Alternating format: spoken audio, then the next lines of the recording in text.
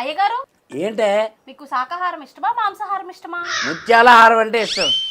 తీసుకొచ్చి ఇస్తావా? అది దీని వల్ల కాదులే అయ్యగారు. పోనీ నీ వల్ల అవుద్దా?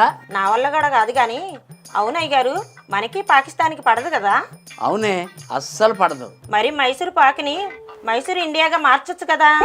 ఏంటమ్మా, మైసూరు పాక్కను మైసూరు ఇండియాగా మార్చాలా? మార్చవలసింది పాక్కను కాదే, నా ఇంట్లో పని మనిషిని. ఎలా ఆగండి. ఏంటి? అందగాడు మంచివాడు అమాయకుడి కోసం బయట ఎక్కడ వెతకండి. ఎందుకు? ఈ మధ్య ఎండలు ఎక్కువగా ఉన్నాయి కదా, నేను బయటికి రావట్లేదు. ఇంకా అలా చూస్తానండి. ఏమండే కళ్యాణ శుభలేఖ సునీత సురేష్. ఏండు ఇప్పుడేం పెళ్ళికి రమ్మంటారు, 4 రోజులు అయిన తర్వాత గొడవలు వచ్చాయి రమ్మంటారు. అయ్యగారు ఇలా రోజు బాదం తినడం వల్ల ఏమవుతుందో తెలుసా? ఇంకేమవుతుంది, బాదం డబ్బా ఖాళీ అవుతుంది. అది కాదు, ఇలా రోజు బాదం తినడం వల్ల బోలెడంత లాభం ఉంది. ఎవరికి? బాదం షాపుడికా?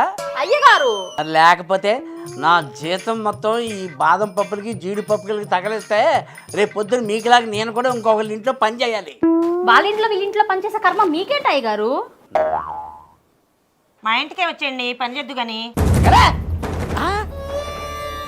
వసే పందిదానం మొత్తం డబ్బా ఖాళీ చేసి. అసే నేను చెప్పింది జరుగుతుంది చూడు. నాకు నమ్మకం లేదే. అదే జరుగుతుంది చూడు.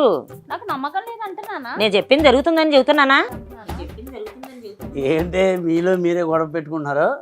సమయానికి వచ్చారు అయ్యగారు. మీకు చేయి చూసి జాతకం చెప్పడం వచ్చు కదా. ఎప్పుడో చిన్నప్పుడు చెప్పేవాడిని. ఏంటి చెప్పు. అప్పారావు సుబ్బారావు అని 2 అబ్బాయిలు నన్ను లవ్ చేస్తున్నారు. ఇద్దరు బాగా డబ్బున్నోళ్ళు, ఇద్దరు అందగాళ్ళే. వాళ్ళిద్దరిలో నన్ను చేసుకున్న అదృష్టవంతుడు ఎవరో చేయి చూసి చెప్పండి. నేను సుబ్బారావు పెళ్లి చేసుకుంటాడు, అప్పారావు అదృష్టవంతుడు అవుతాడు. అయ్యగారు మరి లేకపోతే అదృష్టవంతుడు ఎవడన్నా పెళ్లి చేసుకుంటాడా? మీరు చెప్పిన జాతకం చెప్పినట్టు జరుగుతుంది అయ్యగారు. నేను చెప్పింది చెప్పినట్టు జరగకపోతే చెప్పు తీసుకుని కొట్టు. ఎవరినయ్య గారు? నిన్నే ఎలా